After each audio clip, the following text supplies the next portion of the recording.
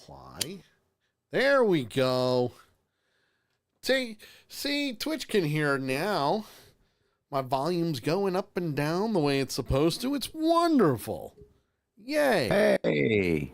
Eventually we were going to get that, which means we have absolutely no intro unless JT wants to do it again, but I doubt it. I can do it again. I don't care. You know what? Let's do it.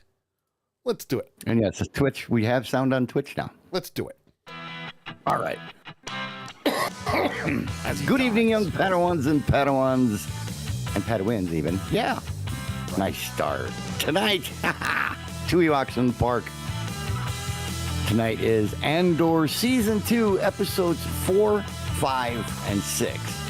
And you see how rough my intro has been? That's how rough this show is going to be. But that's okay.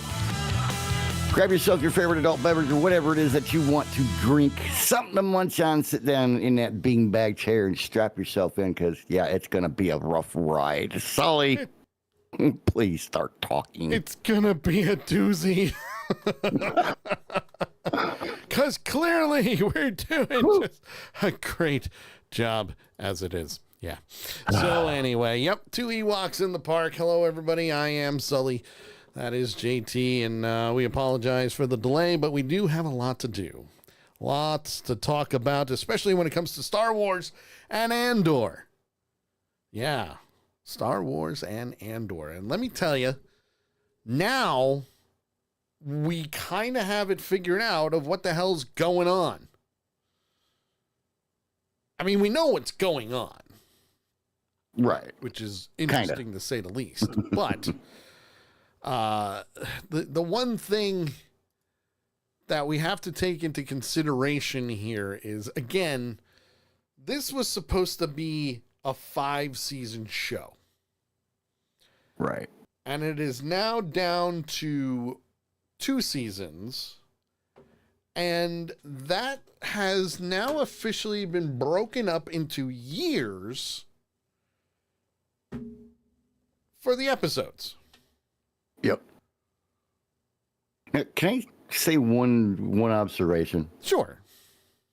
That I didn't mention last week because I wanted to wait and make a final judgment on. Mm-hmm. I'm having a lot of, I don't know if it's pacing issues or speed.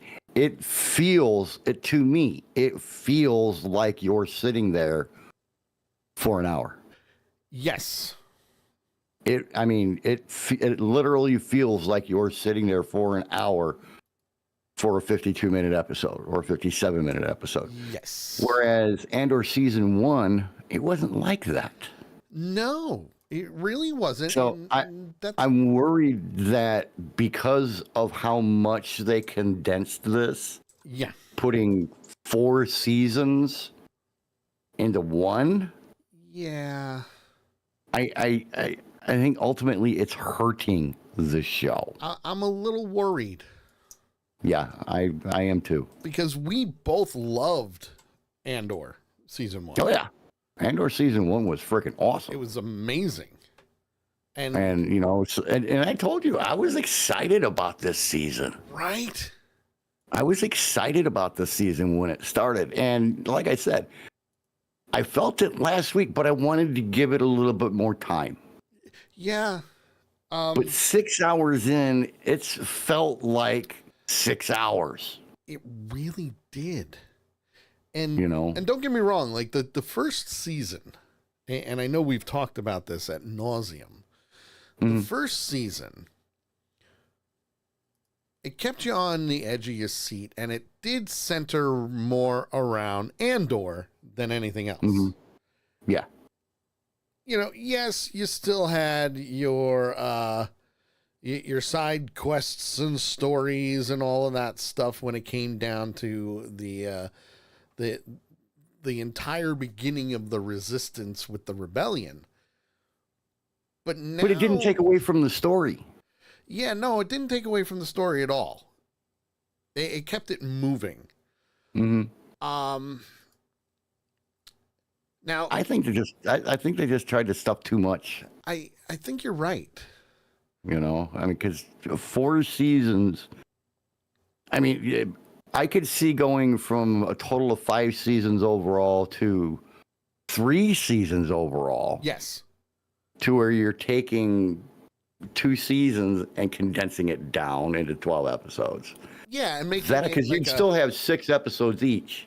Right, and kind of making this more of a dual, maybe 2-year stint, Exactly. Exactly. Yeah, it's just, I think it's just too much. There's too much going on and too many vital things that they're trying to get in by stuffing 4 seasons worth of shows. And you got to figure each season was probably 10 to 12 episodes. Yes. Well, so you're stuffing 48 episodes into 12. Yeah, and that's a lot. And I don't want to say that it takes away from the show because I'm still enjoying it. Oh yeah, absolutely. The stories are great. Yeah, but it's dragging. It really is, and I feel for me. I'm glad I'm not the only one that feels that way, No, though. but that's the thing. Like, you're hooked. You are hooked. Yeah. You're hooked with the story. You're hooked with what's going on, but it's going a little too slow. Now, these next 3 episodes take place 1 year after the first 3 episodes just took place. So now we're at 3 years before the Battle of Yavin. Right. We've already seen Yavin, so yay to that. But now we're mostly on Coruscant. We're on Coruscant, Gorman, and I think there was one other planet, because we do see some interesting characters pop up. Yeah, there was another planet, and I think it was, I want to say it started with a Y. Actually, I think there's 2 other planets. Well, you have Gorman. So Gorman was the planet that they were talking about in the first 3 episodes. Mm-hmm. Where they were talking about the spiders. spiders, the silk that they spin, because that is a key material that they are going to be using for the Death Star. Because what they can make, they can use that to synthesize like a coating for the lasers on the Death Star. Right. Okay. Right. So you need that. Okay. Now, they mentioned that in the first one with what was it? The ISB. Ooh, the ISB. Oh boy. Oh, their intelligence network of the Imperial Senate. Yeah. Oh boy, they are. Whew.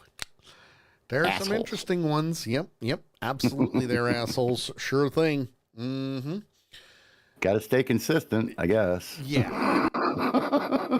I agree. You have to. And it does help. So Gorman is going to be big on this, because at least the first 2 episodes have to deal with being on Gorman.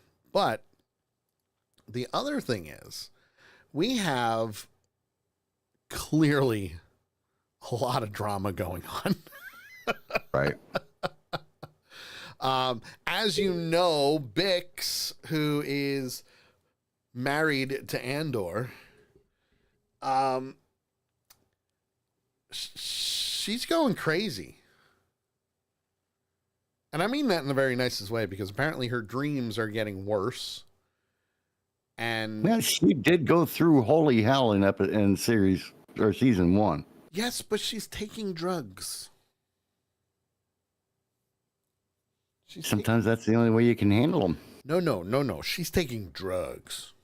Not the good drugs. No. I did not think that meth would still be a thing this far into the future. In this case, it would be some type of liquid meth. Maybe blue death.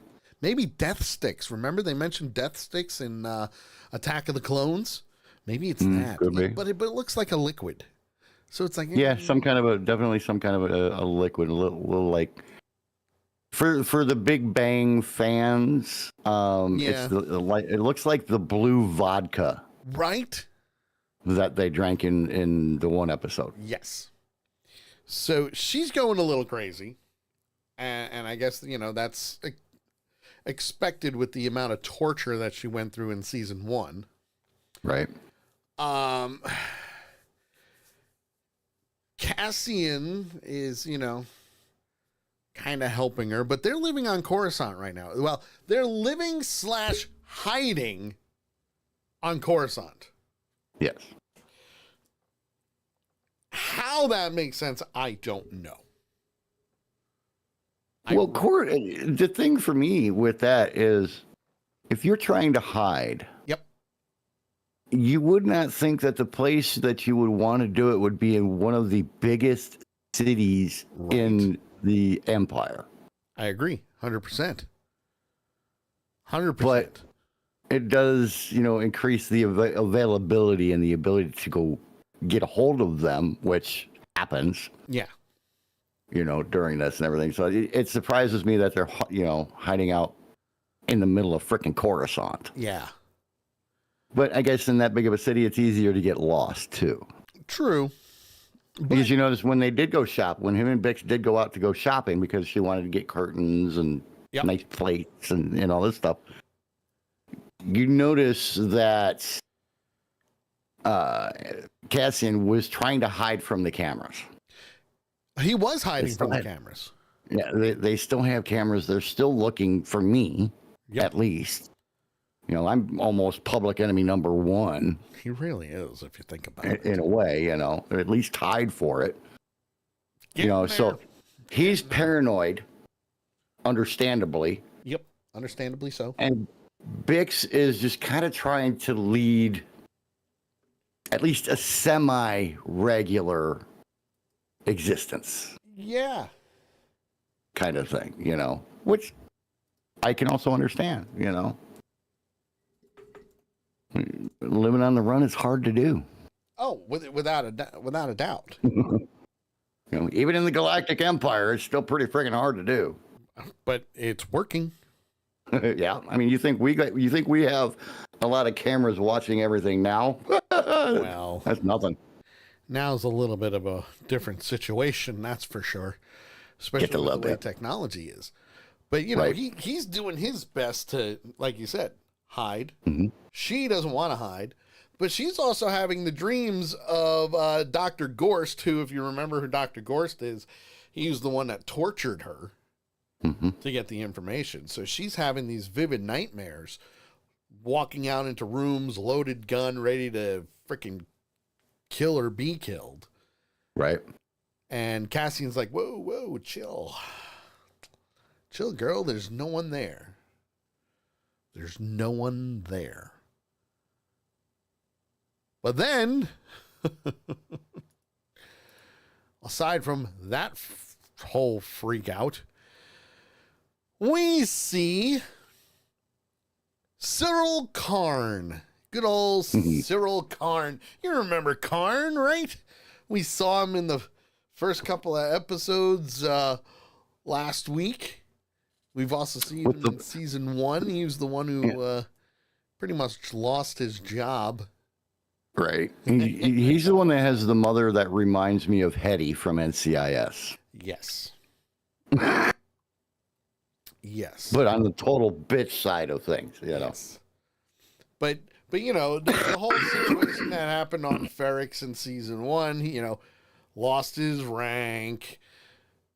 He was a senior law enforcement officer that got pulled. Like he basically he was a disgrace to the Empire. Yeah, and they stuck him in accounting. Yeah, which is where he found situations. But you know what? He earned the respect back with everything else that happened on Ferrix and how deep things went. He restored the family honor. Yes. Is what he did. Yes, he did. But he is now on Gorman, and he is one of the ones leading the team of Imperial officers and citizens on this whole spider thing. and doing audits because he's a numbers guy. Mm-hmm. He's a numbers guy. And he's paranoid. Oh, without a doubt, he's paranoid. Hands down. When you're paranoid like he is, he's worried that he's being followed or somebody's doing something untowards towards him. And he puts a little piece of a spider web. Yep. On his front door, hooks it on the wall and then on the little tack on the front door. Sure. So that way he can tell when he gets home if somebody's been in his place. Yeah. Oh, yeah. Smart move. Smart, very smart move, because at least that way it shows that, yes, someone is messing with you. Someone. We don't know who, but someone. Well, that turns out into being this whole big thing, because now that the Empire is, what would you say, taking over Gorman? Occupying Gorman? They're in the process of doing it. Yes, but very slowly. Yes, they're trying to do it. What would you say, from the inside out, right? With a lot of subterfuge. That's a beautiful word. You like that? I'm impressed. Do it again. Do it again. They're doing it with a lot of subterfuge. Oh, you failed. They're being really, really sneaky. They really are, and that's okay. That's okay. Well, but if you think about it, though, probably 2 or 3, I think. Yep. Well, it may have been 1, but they were setting the groundwork of where they were trying to cause. They knew there's a rebellion building on Gorman. Yep. And they're trying to make them do something stupid, which would give the Empire the reasoning behind turning Gorman into a military state. Yep. So basically, they're trying to goad them into doing something stupid so that they can take over Gorman, so that they're able to get the supplies, the stuff that they need for their ships. Absolutely. And that's why I say I think they're doing this from the inside out. Because all you need is that one little catalyst where they go. Yeah, and it's kind of jumping forward a little bit here, but it also works. We find out as these episodes go on that Cyril Karn. Oh, darn that Karn. Huh? Darn that Karn. Yeah, darn that Karn. But he's the pawn. But he knows he's the pawn. Yes. Because they've given him a backstory of being disgraced and this and that and the other thing. And, when people look at his history, they might think, well, maybe he's somebody who, is kind of pissed off at the Empire. And wants to get a little payback. Well, that's where he's also, romantically involved. Yeah, he's playing double agent. Yeah. As we find out. Double/triple agent. Yeah, kind of. He really is. He's doing something, that's for sure. Because damn. He is definitely a pawn. And the funny thing is, as he walks to the office pretty much every day. He talks to his mother in the office. And all you're hearing is a voiceover, really. But we are noticing that there are people listening to his recordings. The Gorman Resistance. Because Gorman already had an issue with the Empire once before, where there was an uprising. You mean when they killed 500 people? Yep. By landing a frigate? Yep. On top of them?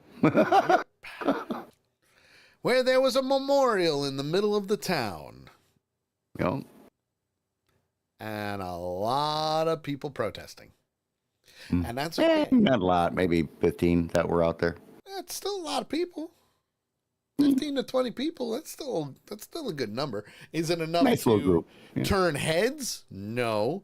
But is it enough to make a little bit of a distraction? Yes. And it seems like it's a pretty regular thing because, I mean, through each episode when they show this area, Yeah. people are just going on with their lives, man. They're not paying any attention to... They're just walking on by, doing what they need not paying to any do. attention to the protesters whatsoever.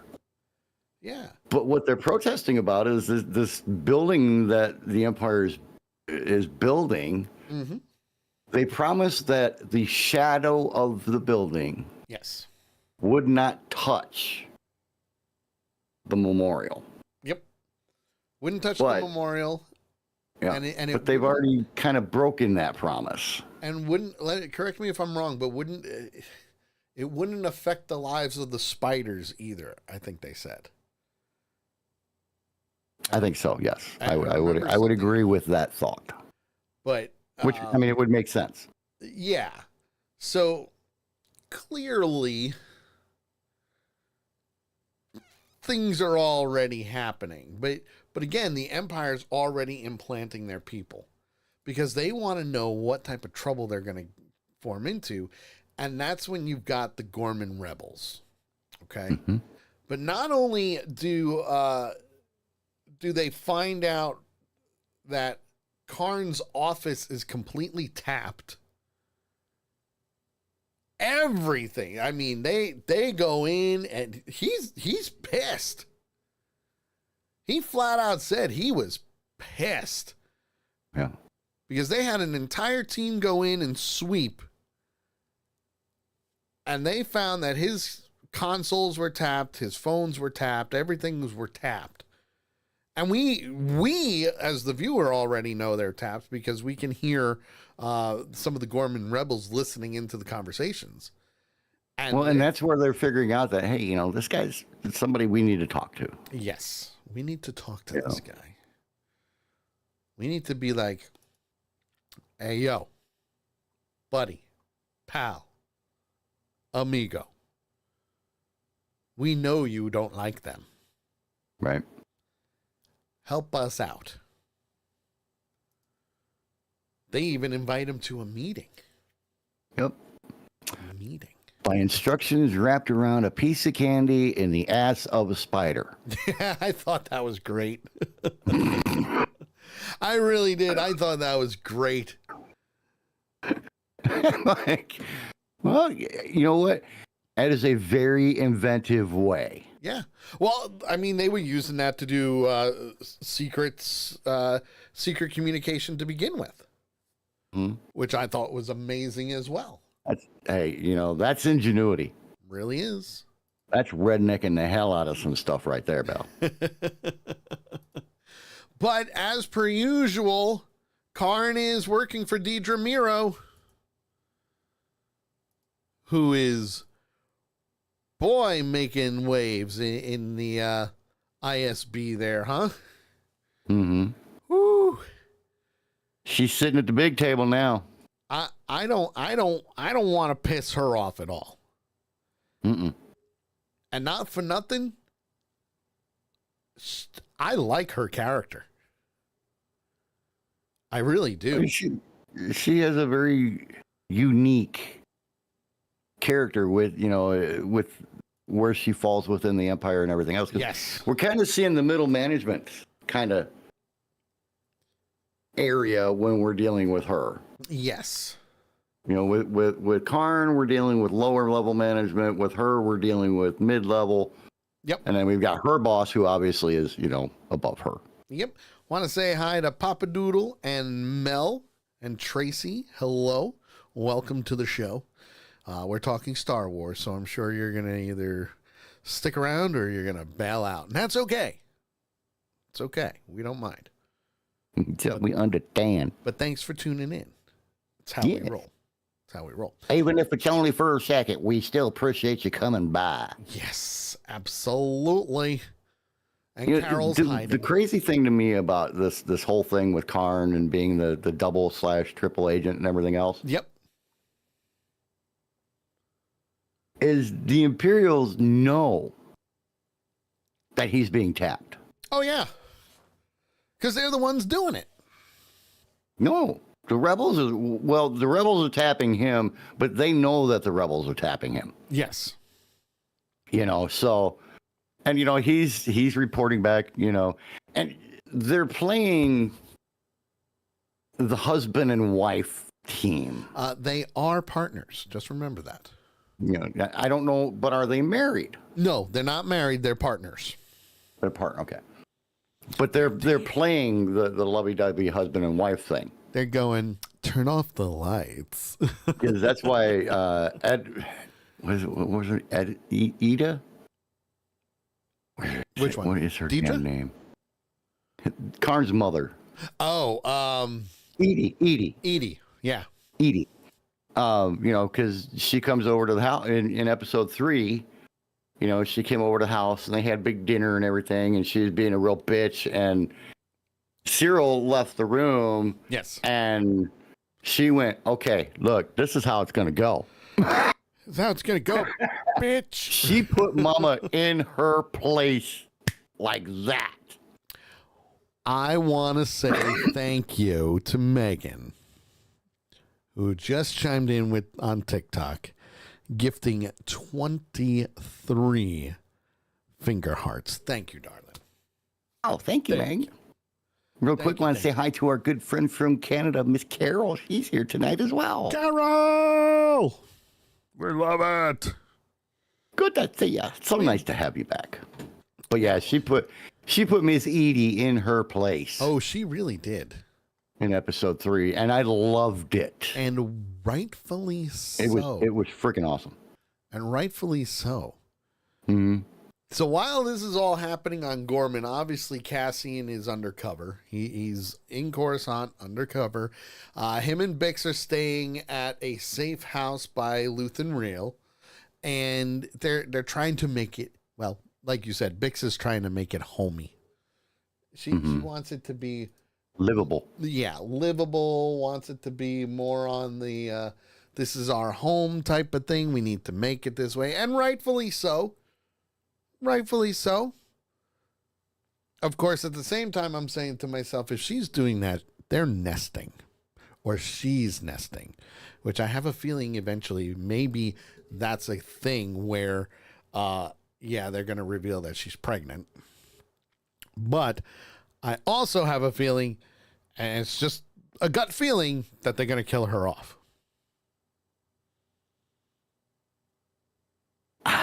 Come on, I'm right. At first, I didn't think that. Uh-huh.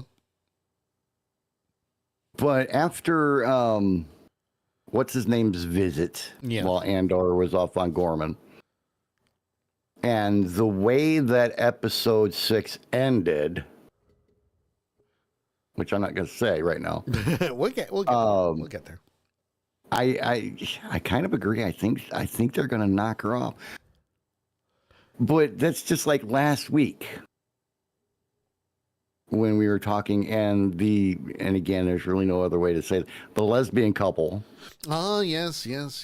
That broke up. I mentioned last week that with them getting back together, something tells me one of them is going to die. Yep. You certainly did. You certainly did. And I hate to say it. I mean, to me, Bix is too big of a character to kill off. Right now, anyway. Especially this. I mean, we're halfway in. I don't think she's going to go yet. Maybe in 9, 10, 11, 12, maybe. Maybe. Somewhere in there. Maybe. But I do agree. I think she's going to end up getting knocked off. Which sucks because I love Bix. Bix is great. Bix is amazing. Absolutely amazing. Absolutely amazing. Megan is gifting left and right. Thank you, darling. She's also liking the live. Thank you, as always. She helped me reach a gift goal on TikTok. I love it. Thank you. Hopefully we can do some more tomorrow, which will be phenomenal. Don't know where she got all those gifts from, but my God, that was amazing. Thank you, darling. Thank you. Thank you. Now, the one thing that I will say about the ISB, and this is pretty important. So they've been going around. Now, the ISB is the Imperial Secret Bureau or Security Bureau. It's like their secret service. Right. And one of the things that they had mentioned was the amount of arrests, credit seizures, and raids. Yeah, in the ISB meeting. Yes. Captain Lagret reported 12 successful raids where it led to 8 seizures worth of 200,000 credits, 75 restricted weapons, 34 arrests. Which, between all 3 episodes with the ISB, they even got to a point where, even though that is good for the Empire, Mm-hmm. according to one of the other captains, they're arresting too many people. Yep. And they're not getting anywhere with it. They've got nowhere to put they're them. not able to process them. Can't process them. They can't do anything. They're trying to figure out a supply chain. There's no intelligence coming from it. There's absolutely nothing happening with these people. Yeah. And they feel that it is a complete waste of time. Yeah. To quote one of them, they can't take it all in. Right. And they can't. They can't. It's too hard for them. Okay? Now, while all that's being done, Mon Mothma, who we've seen time and time again, meets with Dassi Oren, who is the Gorman senator. Yeah, that was an interesting conversation. That was a very interesting conversation, to the fact of shit's going down. What are we going to do about this? I need your support. Yes. I need you to That's back the bill. me up, damn it. And that's when things are, some more things are, sliding under the radar. Because he knows the Empire's up to something. It's the only reason why they would have interest in Gorman to begin with. Which is okay, I guess. But meh. Is it really? Is it really? It makes you wonder. It makes you wonder. Mm-hmm. I mean, we know they're in the middle of building the Death Star. So this is all information that's known. Right. I mean, hell, they started doing the plans for the Death Star with Attack of the Clones. Mm. So things are happening, okay? Yeah. But Mon Mothma, obviously, she is the leader of the rebellion. We know this, okay? And she tells Oren that she's working on legislation that's opposing the PORD, or the Public Order Resentencing Directive. Will you be on my side? We could use your help. You could see he was like, man, I don't know what's in it for me, type of thing. Yeah. And that's he was just really squirrely about it. He was, and I think part of that has to do with the fact that the Empire is actually invading Gorman, Mm-hmm. and is like they promised him something. Yeah. You don't know what it is, but they promised him something. Well, in that day and age, perception, just like it is now, is huge. And if they perceive that you're going against them, they're going to come after you. Sure. And he can't afford that. He literally said, I can't afford to upset them. Yeah. Yeah, no. I'm sorry, I'm not going to be able to help you. Right. You know, but there's a lot of things going on. And again, we mentioned it at the beginning of the episode. The pacing is not quick. No. It's very, but the pacing is on point. So yes, it's not quick pacing, but it is on point to the fact of this all needs to happen. And it does. They even mention that Grand Moff Tarkin, he's the reason behind the whole thing with Gorman and the rebels and being killed. Right.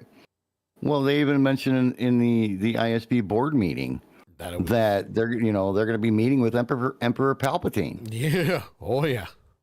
You know, and everything. So they're going to meet with him. And that's one of the things they can talk about is the intaking process. Yeah. You know, and that kind of thing. So, I mean, the names are there. Yes. You know, the character, even if we're not seeing them, the characters are involved. Oh, yeah, they're involved. And don't get me wrong, you can't really have Grand Moff Tarkin involved because, well, he's dead. We know he's dead, but, you know, they did bring him back using green screen and facial computer AI and all that stuff. But still, he's a big role in this. Big role in this. So while all this is happening, Andor gets another assignment from Rail. And Bix is like, take me with you. I want to go with you. Please, take me with you. And he's like, I can't. I can't. There's no way. It's just not there. You know? Question. Yes. Do you think Rail's kind of losing it? He is definitely not in control of himself. He's really not. The way that he was in season 1. And realizing he's gone through a lot. I totally understand that. Yeah. But in season 1, he'd already been through a hell of a lot too. True. He seems to be, to me, especially in episodes 5 and 6. Yep. That he's kind of losing it.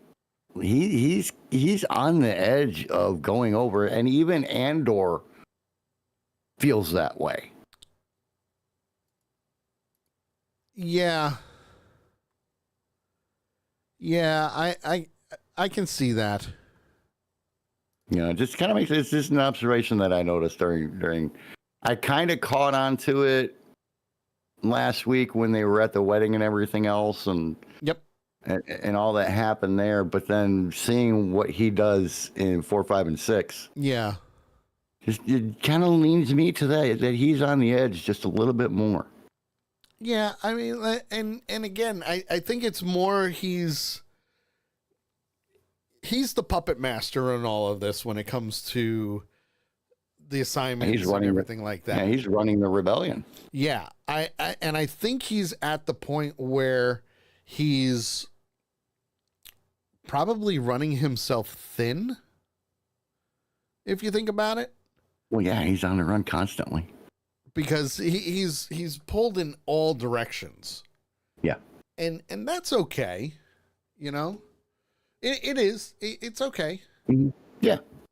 But, you know, I just worry that he's going to go over the edge and do something stupid. Yes. You know, that's what worries me. But, you know, what we won't know. It's just another observation of something that I noticed. It just seems like he's kind of, you know. I mean, yeah. Look at how much of an asshole he was with Cassian or with Andor. Very true. When he gave him the new assignment. Very true. He wasn't exactly, very friendly about it. Yep. I'll give you that. The other thing that we have to mention, especially with this episode, is the return of Saw Gerrera. Mm-hmm. Saw Gerrera. Oh, Saw Gerrera. We've seen him multiple times, not just in the Clone Wars TV show, which is where he was introduced. Right. But we've also seen him in Rogue One. Mm-hmm. And Rogue One was where he was full out nuts. Not just, so backstory with Saw Gerrera. He was fighting for the Jedi Council and the Grand Republic. Okay. He had a different way of seeing things and had absolutely no problem doing what needed to be done in order to get the job done. And the Jedi did not like that. Right. Did not like that whatsoever.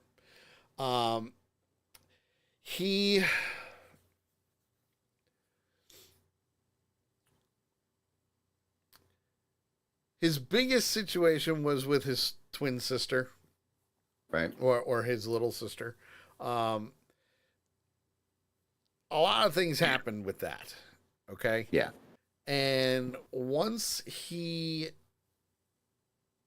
started learning more and more about the way things are done, he started veering off the course.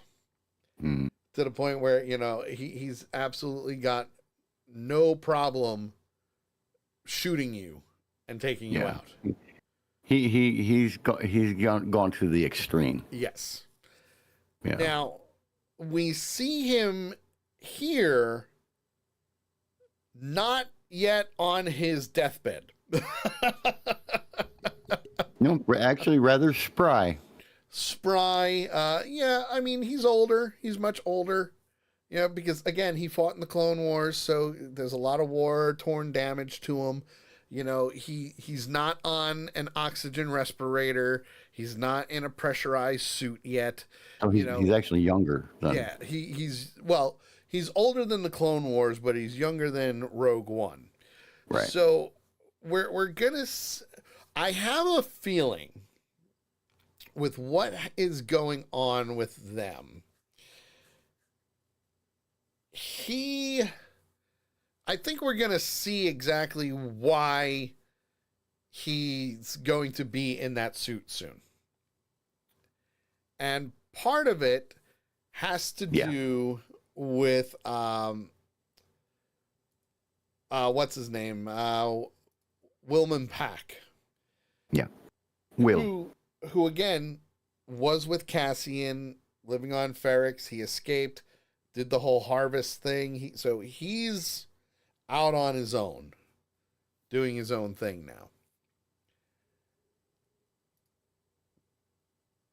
But Saw Gerrera is putting him to a test. And that test is to show one of his people how to, operate the coding on a missile or bomb or some type of explosive. I don't think they actually explained it. I think it's some kind of a drilling machine. Yeah. And because, one wrong move, one wrong code, one wrong turn of the dial, and it can cause all hell's going to break loose. Yeah, huge boom, everybody die. Yeah.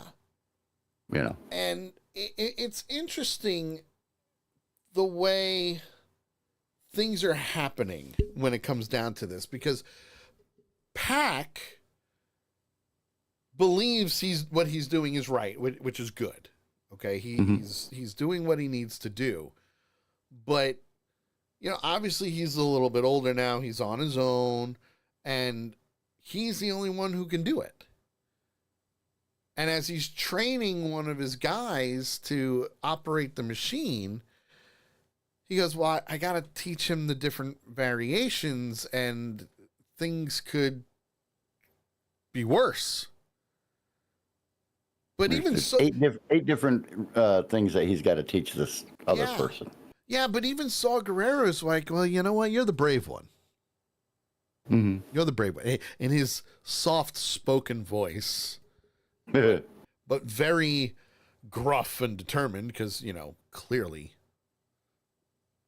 you need it to be. Well, and everything that Pac does in this conversation is perfectly normal for somebody in Pac's position. Sure, absolutely. You know, I mean, he ends up asking questions that he shouldn't ask. Yeah. But he didn't know that. Right.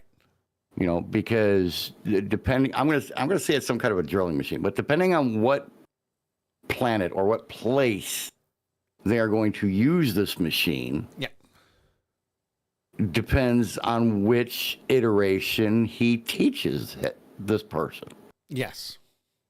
But Saw refuses to tell him which one. He just says, teach him all 8. Teach him all of them. Teach him all. And you're not leaving until you do. Yes. And Will's like, well, wait a minute now. That wasn't the deal. Well, the deal has changed. Well, but meanwhile, Pac's like, I got to go home tomorrow. Yeah. I'm supposed to leave tomorrow. Well, nope. You better get busy teaching. Yep. Better do it. Better do it. But at the same time, he's telling everybody else that they need to go get fuel for this. Rhydonium. That's what it is that they're trying to. That's the word. I couldn't think of the freaking word. Rhydonium is what it is that they're drilling or mining for. Rhydonium. Let me look that up here real quick. Let's see. Also known as Rhydo, it's a volatile starship fuel. Highly explosive. Dangerous to salvage, and its fumes were harmful to human health. However, it was also used by some, such as Saw Gerrera's partisans, as an addictive, high-inducing substance. It could be found on Abafar, Kijimi, Morak, Saracor, and Tralgaria. Also known as, you're going to get high real quick. Or die real quick. So if you take what we know with this and put 2 and 2 together, now you know why Saw Gerrera needed a respiratory machine. He done go crazy. He got a little too high on his own supply. Yes. Just a little bit, you know, sharing the wealth. I mean, I think we could just kind of run through what happens with Will, because it's to me, it's a really small part of the sub story. Oh, absolutely. Absolutely. But, you know, he's teaching this guy and everything. And the guy that he's teaching goes and talks to Gerrera. Mm-hmm. And he's like, you know, there's 8 of these. He says, are you confident? He says, you know, if I knew where we were going to be doing it. Yes. I could concentrate on the one. Yep. And then I would be confident. Which made sense to me. It did. You know, there's 8 different iterations, and he's got to remember every single one of them perfectly. Yes. And he has to learn it very quickly, because they don't know, or he doesn't know when they're going to leave. Right. So he's got to learn it quickly, and he's got to be confident. So when he's doing it on site, shaking in his freaking boots, he's not going to screw up and mix up an iteration. Right. Makes perfect sense. I would do the same thing. Dude, tell me where I'm going so I know which one to concentrate on. Sure. Absolutely. You know, so that way when the shit hits the fan, I know I'm doing the right iteration. All hell gonna break loose. So Gerrera tells him, we're going here. And he's like, okay, cool. And we're leaving tomorrow night. Okay, cool. Awesome. Then I'll concentrate on that one. He goes and he learns it and everything else. Well, it turns out, as they're getting ready to leave, yes, you know, him, Will, and the guy he's training are standing in front of Saw Gerrera, and yeah, he's, you know, is he good to go? Is he confident? Are you confident in him? And he's like, yeah, I think so. Well, Gerrera pulls his gun out, and you can hear it just charge up real quick, and he's pointing it at Will. Yep. And goes, are you confident or not? Yeah. I love this part. And then he shoots the other guy in the freaking head. Yep. And kills him. so. The guy that Will just spent a day and a half training. Yep. Shot him in the freaking head. Bam! I was like, what the hell? But Gerrera is losing his mind. But I understand why he did it too. Well, they revealed that real quick. Yes. Because everybody reacted. Everybody's like, why'd you kill him, man? He's one of our guys. Why'd you kill him? Treason. Treason. That's right. Pluty was. Can you say, I'm a spy? Yeah. How exactly? How do you say that I'm a spy without saying I'm a spy? Ask where I'm going to be doing something. Ask where I'm going to be doing something. If I knew the location of where I'm going to be going, I can concentrate on it. No. Boom. Rightfully so. Legitimate question, but it was just asked in the wrong way, I think. Yeah, I'd have to agree with you. At least a little bit, you know. But that's, and while that's happening, Andor is now heading to Gorman, because now he has to play. Well, this is the next role that he's doing. It's the mission of him going to Gorman. Varian Sky. What was the name again? Varian Sky. Varian Sky. Now, I liked what they did with that. Because he was listening to something the entire time to get his story straight. And he was listening to it over and over and over again, which I thought was cool. You know? But basically, his mission was to meet with the rebels of Gorman to find out exactly what they were doing and how they were doing it. But they wanted him to help them with stealing shit. They're planning a weapons raid. Yes. On one of the nightly shipments. So there's 3 cargo ships that go right through the city streets every night. And they want to hit one of those and steal some weapons. Yeah, well, steal a lot of weapons. They need the weapons. A lot, yeah. And this is where I thought things were cool. So, but before we get into that, Luthen Rail is checking up on Bix because he's like, yo, she's got to change her ways, man. Yep. And while that's happening on Gorman, we're seeing things play out a little bit. Okay. Mm-hmm. We've already seen. This is where it starts getting interesting. Yeah. Oh, yeah. This is like they want to step up. They want to get rid of the Empire for good. Okay. Which, to me, that's the interesting part. Okay. Mm-hmm. Because that alone is going to prove where the Gormans stand against the Empire. Okay. Right. And that's going to be the crazy thing. I just lost something on TikTok. Hold on here. I need something to... close. Well, and while you're doing that, just to mention real quick, the one thing we didn't talk about was the Gormans had a town meeting. Oh, yes, the town meeting. That Khan went to. Yes. And, you know, people were not happy. They were pitching a fit, every one of them, about what the Empire was doing and what they were building. And they're under the impression that they're not building a headquarters. Right. They're not building a supply depot or anything like that. They're building a fortress. We're doing this. Right in front of, almost on top of the memorial. Yes. For 500 Gormans who have been killed by the Imperial Empire. Mm-hmm. Mm-hmm. Mm-hmm. When they would, as we find out in this episode, when they landed a freaking cargo ship or a cruiser, I'm sorry, on top of them. The Tarkin Massacre. Yep. Is what they They call it. literally landed a cruiser on top of these people, killing 500. Oof. The attempt, yeah. So here's what it is, and you're absolutely right. I just looked it up. So it,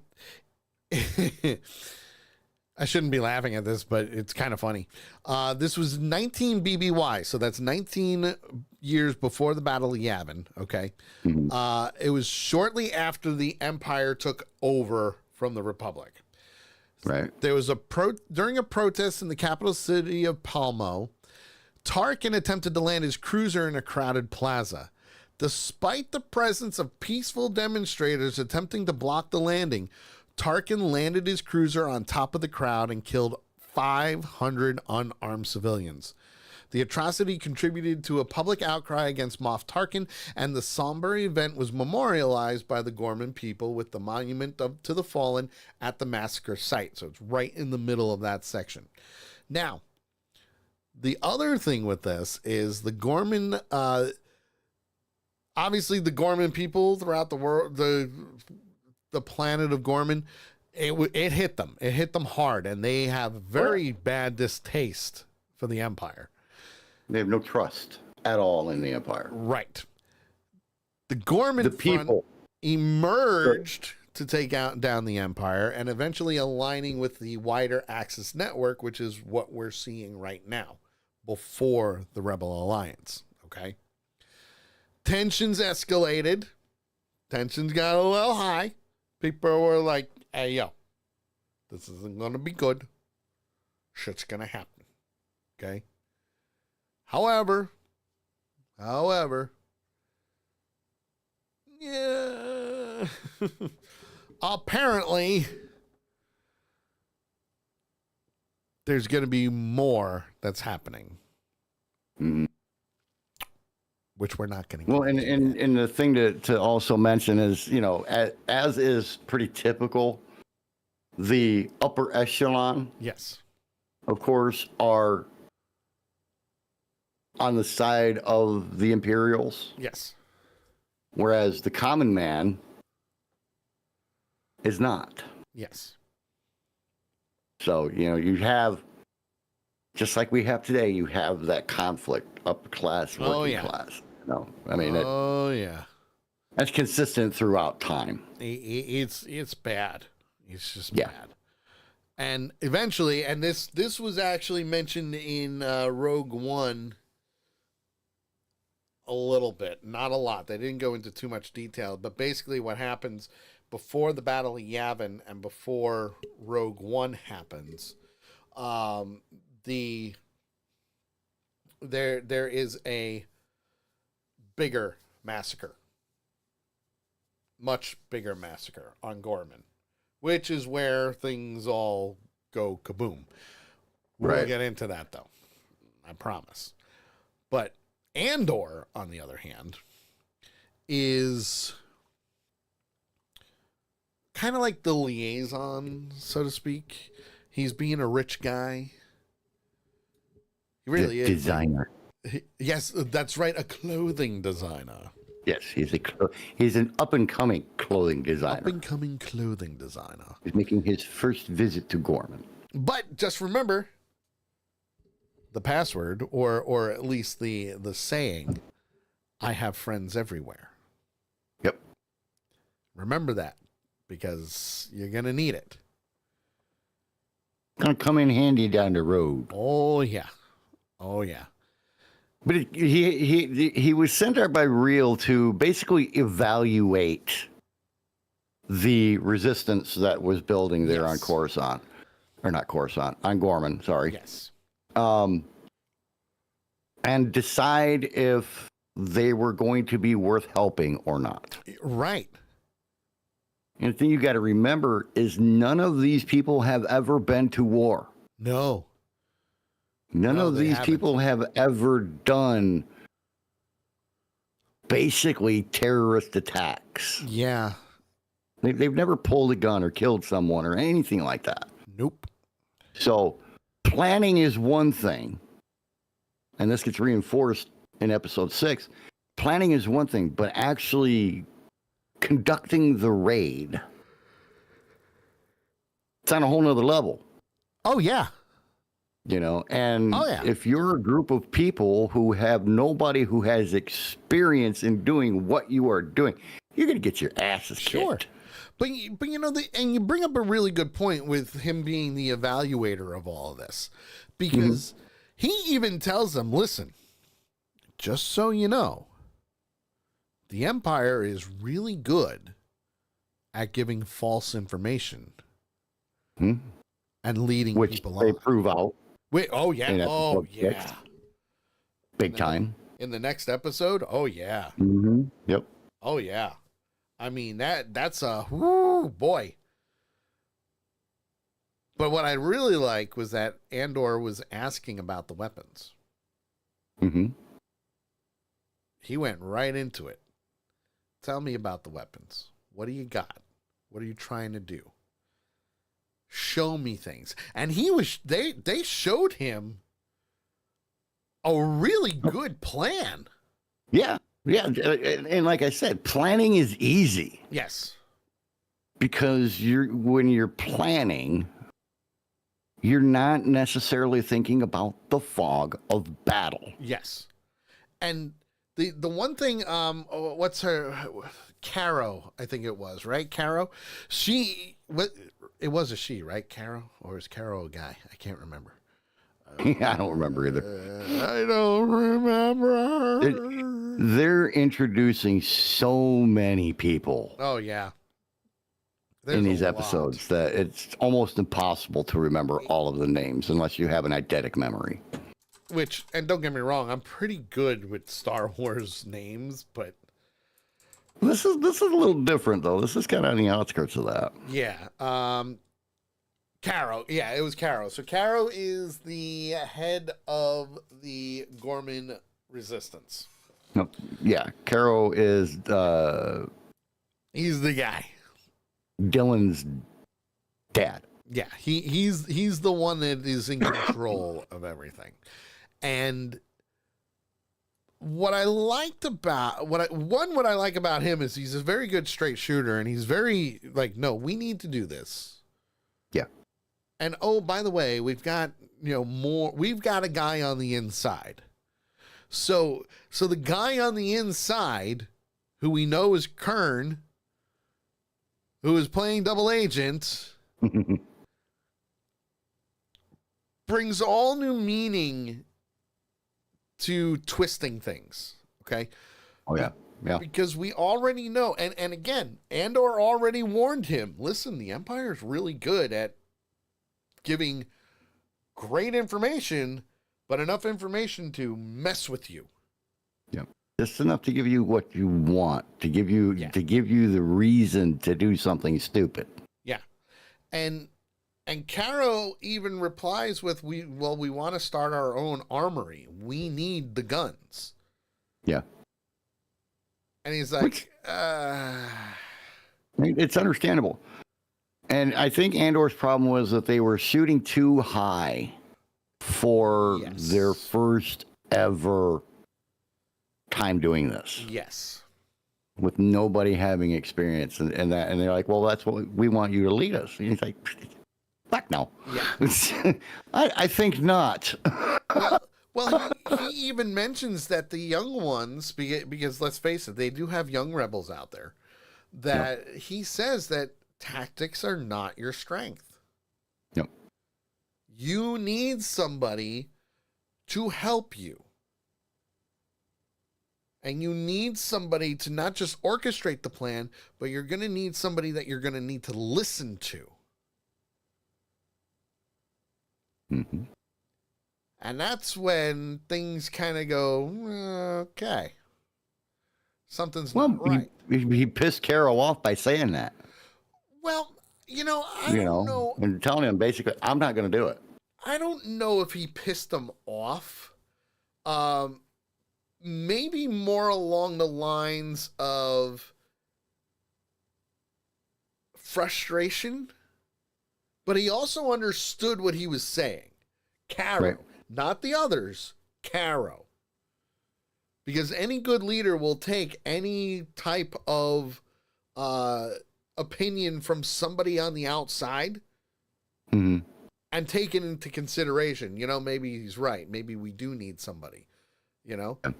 And that's really what it boils down to. Well, he asked him about getting them help. Yes.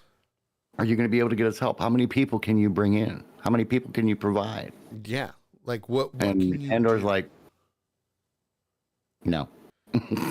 He's like, I got nothing. I got nothing. I can't do it. Which even You know? even for him, when he and now we're back into the next episode, you know, the whole episode of was it what a festive evening, right? So Yes. so we've got a lot happening in this too, but they're very centered around everything that's happening. One, Andor tells Rael, dude, Gormans need help. But it's not going to be me. But it's not me. I'm out. I can't do that. And even Rael tells him that, okay, well, how the hell are we going to do this then? You know, and he gets other people involved and does whatever. But Rael likes that the Gormans are ready to do that stand up and fight. Right. He likes that. Mon Mothma likes that too.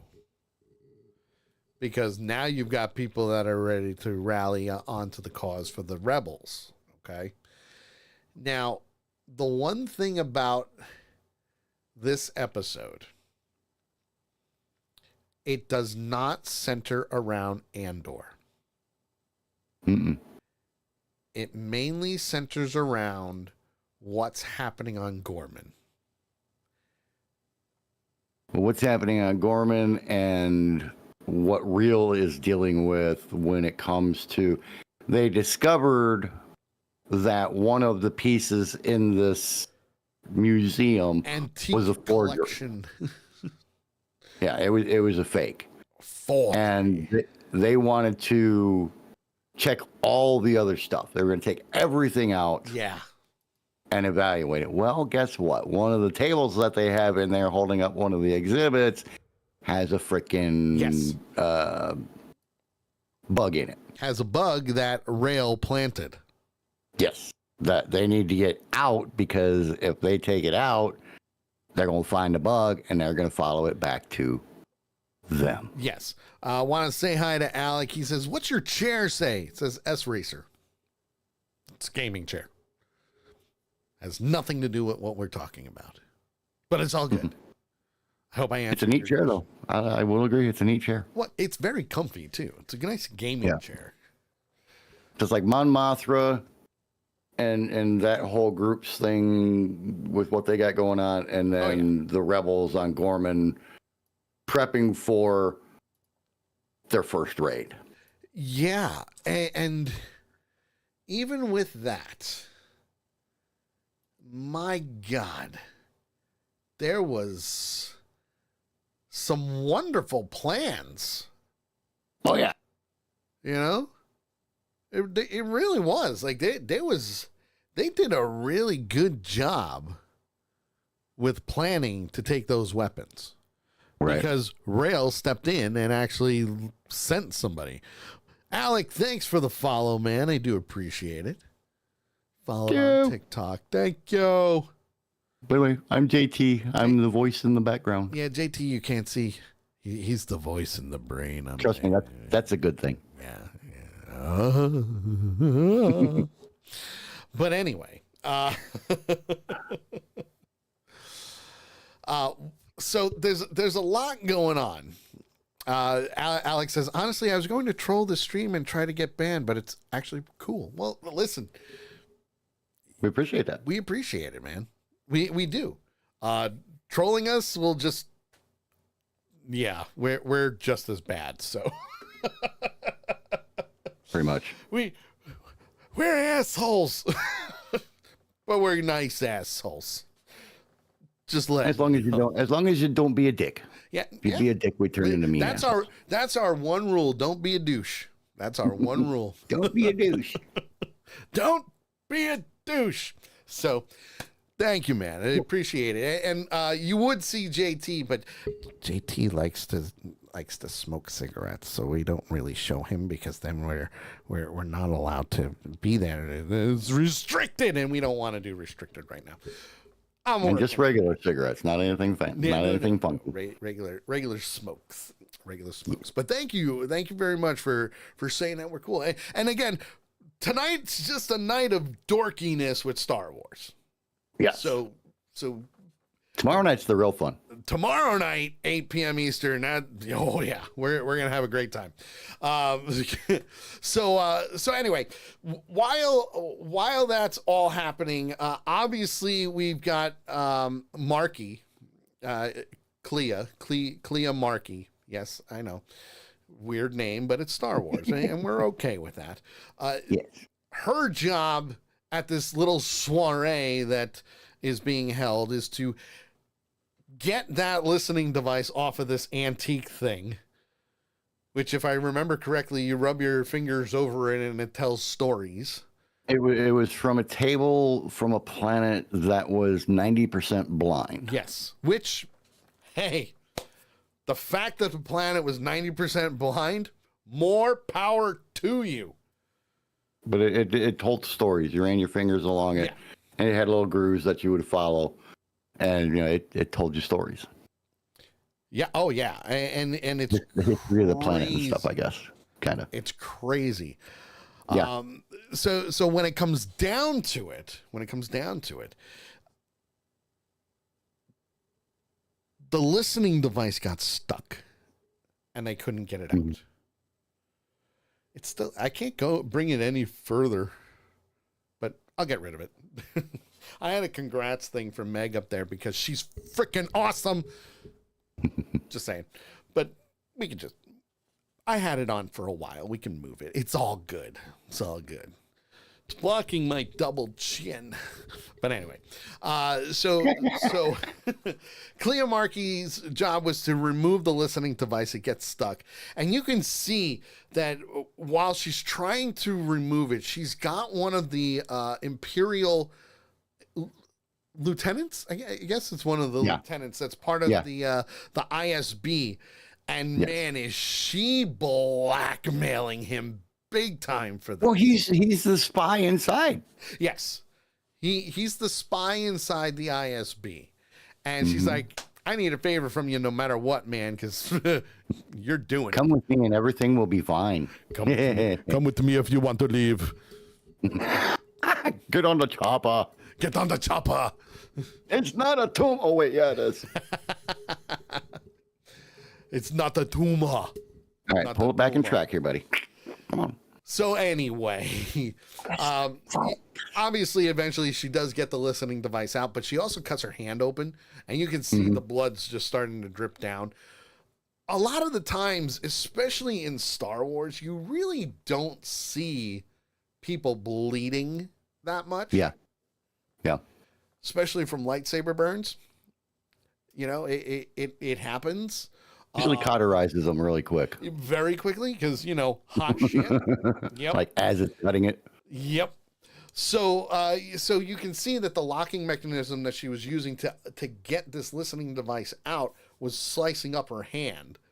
Yeah. But the good thing is they were able to remove it. Now, while that's going on, the raid on Gorman is happening too. Well, and I found it interesting who Real decided to send to help them. I thought that was interesting too. And I don't know their names and I can't find it in here. Vel Sartha. It's the lesbian couple. Yep, Vel Sartha and Cinta Kaz. Yes. Now and, some people are like, wait, what? Yeah, I was too. I'm like, I was surprised, but at the same time, I wasn't because it was a good choice. Oh, yeah. From what we've seen them do in the past. Very good choice. And you know what? We got to see them not just plan things out, but also get back together. Yeah. Well, and it was interesting because the biggest thing for me in this part of the episode was not actually the raid itself until the end of the raid. The biggest part for me was the sand table meeting. Yes. When they were all standing around the table and they had everything laid out, in the military, they call it a sand table. Yes. They had the road and they had all the buildings and, everything placed out and all that. And they were going over the plan. Yes. And, they laid down the law. Oh, yeah. With these people. And they're like, look, if you can't tell me tonight that you are willing to listen to and do everything that we tell you, me and her. Yeah. Then either you leave or we leave. Right.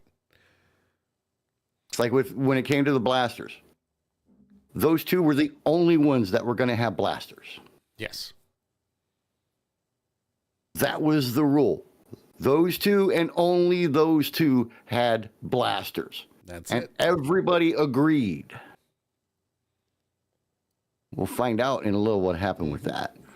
So, but I really liked the way they took absolute control of this group. You had to. Because it's like, look, we're the ones with combat experience. Yep. We're the ones who know what's going to happen. Mm-hmm. Mm-hmm.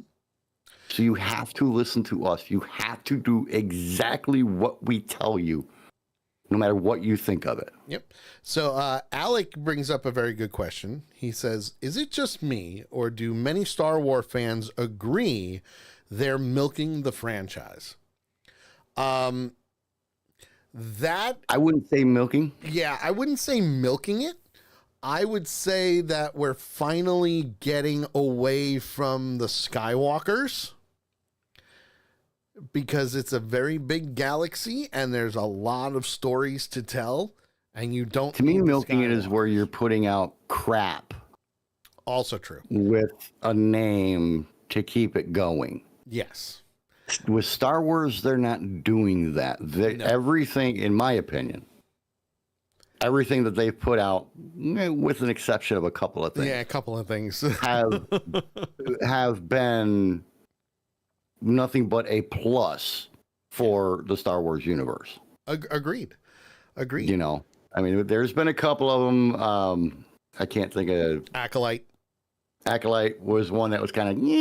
Book of Boba Fett. But, I mean, when you can take a series... Sure. Like Mandalorian... Oh, Mandalorian. And turn that into a full-screen feature film. Yeah, that's going to be great. That's not milking something. It's going to be fantastic. Just saying. To me, what they're doing is most of what they're doing is enhancing the Star Wars universe, in my opinion. Yeah, I'm right there with you. I'm right there with you. And even Alex, some fans say the franchise should have ended decades ago. So that's a gray area. And we can get into that at another time, because I do want to get back to the rest of Andor.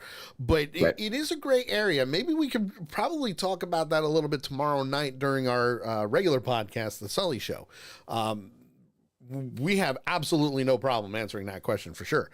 And he even says that when Disney took over, Disney kind of ruined it. So they ruined parts. JT and I will both agree with you that certain areas, yes. However, and that's a big however, now that Jon Favreau and Dave Filoni are kind of running the show underneath Kathleen Kennedy, things are starting to get back to the way it was, which is what Star Wars fans need.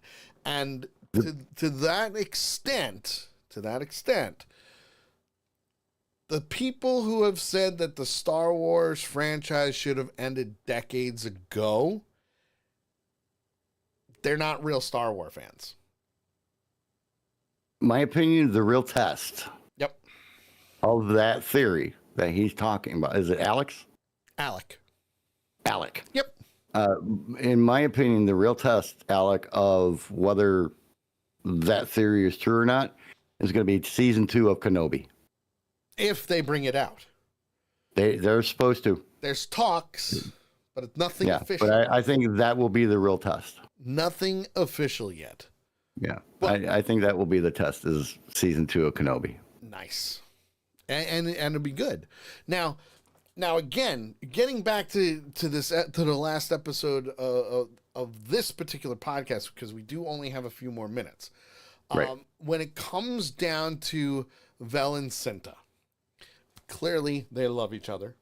They've always loved each other. They lost touch with each other. They went their separate ways. And they were able to share a magical moment together in this episode, which, again, to each their own. I don't give a shit what you are. I don't care. You do you. Right. Is it detrimental to the story? No. No, not at all. However, with this episode, it is detrimental to the story because they finally got back together. They shared that moment for the night before the raid. Yep. Now, as the raid is happening to get these guns, Kern has binoculars and is on a rooftop watching the raid happen and reporting back everything. He's live tweeting. Yes. He's live tweeting the raid. No, JT, he's not live tweeting. He is color commentating on what's happening on the street level. And my God, Stone Cold Steve Austin just gave a stunner. That's basically what he's doing. He's being JR, but he works for the Empire. Yep. He's an imperial. He's the plant. He's an imperial plant in the Gorman government to do what they need to do. Yeah. So he's relying everything to the ISB. Yeah. And the ISB is like, no, let it happen. Just let it be. Let's see what happens. Let it happen. Now, I will say this. The raid was brilliant. Very brilliant. The raid was freaking brilliant. It went exactly the way they laid it. And they told them, in the sand table meeting, they told them, you've got a beautiful plan. You picked the right spot. You picked this. You did all this stuff great. Now, this is how we're going to execute it. And it was going perfect until. Oh, Sam. A civilian, somebody who wasn't part of the resistance, Lazine, and a guy who had raised a huge stink in the town meeting. Yep. Comes walking around the corner. Hey, what's going on? Well, you came at the wrong time, buddy boy. Remember the rule of only me and her are going to have blasters? Yes, nobody else? I certainly do. Somebody didn't listen. Yeah, Sam. And, Sam. He's trying to get the guy to turn around and go back home, and the guy's not listening, and Sam pulls a freaking blaster. Now, Sam was the one, if you remember, giving out the fake spiders with information in them. Yep, to Kern. So they and probably others, but mainly Kern. Yes. But he was the one that done screwed everything up. The guy comes out, I know you ain't pointing that better be a toy, because I know you ain't pointing a real gun at me. I'm going to take that thing and stick it up your butt, basically. You know what? Good for Lazine for doing that, too. Yeah. But the problem who the hell do you think you are pointing that thing at me? But the problem was, just like on NCIS and CSI and Miami Vice and everything else, they get into a wrestling match over the gun and the gun goes off. Always. It happens in every show, every movie, you name it. And unfortunately, it killed Cinta. Yeah, you don't think that it hit anybody because it's just one shot. Yeah. Kern's on the rooftop going, shots fired, shots fired, shots fired. You know, and I can't see what's happening. And the ISB's He's freaking out. ISB's like, don't get involved. Don't do anything. Let it happen. Let it play out. Go ahead and bring in the reaction force, but tell them to be noisy. We want them to know we're coming. Yep. Make noise. Make noise. Make noise. Now we want them to know we're coming. Now they do eventually escape. They do eventually escape, and Lazine. What's his name? Picked up the body. Lazine picks up Cinta's body and escapes with them, and Sartha. Oh boy, is she pissed. She, not even crying, did not cry at all, but she was angry. But you could see the tears in her eyes. Oh yeah, you could see. They never fell. Up, you know, they never fell, but they were in her eyes. Yeah. Well, she tore this boy a new ass, man. I mean, go for it. because he's crying. He's crying over the situation, and even Sartha was like, "No, there's no crying in baseball." Moment. And she was it was so honest. You do not get the right to cry. You get to live with this the rest of your life. Yep. And when she said that, I'm like, oh, snap. Yep. Because he didn't listen. That was the one best rule scene of all three of these episodes. The one rule. You need to listen. Yep. You need to take orders. You do what we say. We're the ones giving the orders. Now, as that's happening, though, oh boy, I love this. You know, party's all done. We see Bail Organa, like a whole big thing's happening. Then we see the doctor. Yeah. Oh, the doctor. Now, again, for those that haven't watched season 1 of Andor, like JT and I said, you are on the edge of your seat pretty much every episode. This season so far, it feels like it's dragging things out, but it's really important to understand why. The hour feels like an hour because of all the detail that they're doing. And this is all leading up. Boring hour. Yeah. And this is all leading up to Star Wars, Rogue One, and then Star Wars. So, boom, they're cramming so much into it. But Andor and Bix haven't been seen for quite some time in this episode. Right. I think we saw him like in the beginning of the episode. Little parts here and there, nothing. Because when he got back from Gorman. Yeah, but nothing to the point where they're on screen for more than 5 or 10 minutes. Yeah. Now, the doctor that tortured Bix clearly has been haunting Bix for quite some time. She's going mentally insane because of the torture that he put her through. Yeah, and it's messing with her head. It's messing with her so bad to the point where we see him walking into his office and he turns the lights on. And there is Bix standing in the corner with a gun ready to shoot him. No, not a gun, a blaster. It's a gun. It's a pew-pew. It does pew-pew. It's a pew-pew. Pew. So she tells him to sit down in the chair, and she sets him up the same way he tortured her in season 1. Alex says, it does pew-pew boom. Pew pew die. I like you, Alec. I love it though. He turns the machine on. Yeah. Gives him one little look like screw you. Kiss my ass. And walks out the door. Not only walks out the door, but also goes by the guards at the front door and shoots them too.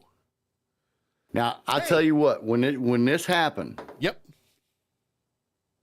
first words out of my mouth when she shot the guard Yep. was, "Oh shit, Bix has lost it. I thought that too. She has gone off the freaking deep end because of the drugs that she's been taking and everything that happened to her in season 1 with being tortured and everything. She freaking lost it." Right? I thought like she hit her breaking point. Yeah, and she's walking with purpose straight towards the doors. Hey, you can't be here. Bam, bam. But the camera's shooting from behind. Yep. They flash to the front, and she's in the center. Yep. And then they kind of pan to the side a little bit, and I was like, "Oh shit!" Yep. Bix didn't lose her mind. Nope. Bix didn't go off the deep end, because right next to her, walking just as fast, with the same shit-eating grin on his face as what's on Bix's face, is Cassian Andor. Which, by the way, the look on their faces were very straight and serious. No, but it was still a shitty. There was a little bit of a shit-eating grin on both of their faces. But the best part of that was the fact that the minute you saw them, he pulls out a trigger and hits the button, and the building just explodes behind them on that floor. I have to wonder if that was their apartment. No, it wasn't. It wasn't their apartment? It wasn't their apartment. It was the same building that they just walked out of, that because the doctor was on that floor. They destroyed that entire floor. So he dead. He's supposed to be dead anyway. But yeah. But I loved that ending. But that's also the end of the episode. And and that kind of got you from, okay, I understand all the details of what's going on here. I see what they're doing here. I see they're trying to get Gorman to they're going to try and take it over so they can get the materials they need for the Death Star, to they're trying to take it over because they don't want the Empire there. And then I'm like, oh, they just blew up a building. Okay, game on. Not so much in hiding anymore, are we? No. So I'll tell you, you went first last week. These 3 episodes, 4, 5, and 6, wasn't too crazy about 4 and 5. Okay. But here's the thing I have to keep reminding myself. They're doing the slow burn build. They are. And I think they've got a freaking massive Roadrunner trying to, Wile E. Coyote trying to catch the Roadrunner pile of dynamite. Yes. With a slow burning fuse on it. Yes. And we're only about halfway through the fuse. We are halfway through. And that's what I said. But I have to keep reminding myself of that. Mm-hmm. But with the way they ended this episode, shit's about to hit the fan. And the fan's on high speed, hands down. And somebody's got a big old bucket. And it's going to be big. Episode 4 and 5, I'm giving a 3. Okay. I like the episode. Again, I like the episodes. I like the storyline, everything else. Yeah. But it's just not that impressive to me. So 3's on those. Okay. Episode 6 is getting a 4. Whoa. And the only reason it's getting a 4 is because of how they ended the episode. Nice. I like it. The raid and Bix at the end. I like it. See, so when it comes down to my ratings for the Rebels, I'm actually giving 4 and 5 3.75, both of them. Okay. I can see that. Only because as someone who is inept in Star Wars, because I am, just fucking look behind me. I like what they're doing. I like how they're tying everything together. I also like that we're seeing new places. We're seeing new people. We're seeing new things in Star Wars. And the Jedi have yet to be seen, which to me is awesome because they're in hiding. Yeah. Now, remember last week I was giving 2s. Yes. I gave a 2, a 2.5. You were. So we're up to the base episodes basically are up to a 3 now. Yeah.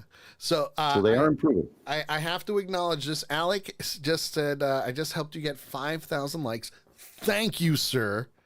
between him and Megan, we got up to 5,000 likes. I appreciate it, sir. And he says, my fingers are tired. Rest them up for tomorrow night, because tomorrow night's a 2-hour show. Tomorrow night's going to be a doozy, that's for sure. When it comes to episode 6, I am right there with you on a 4. I'm right there with you on a 4.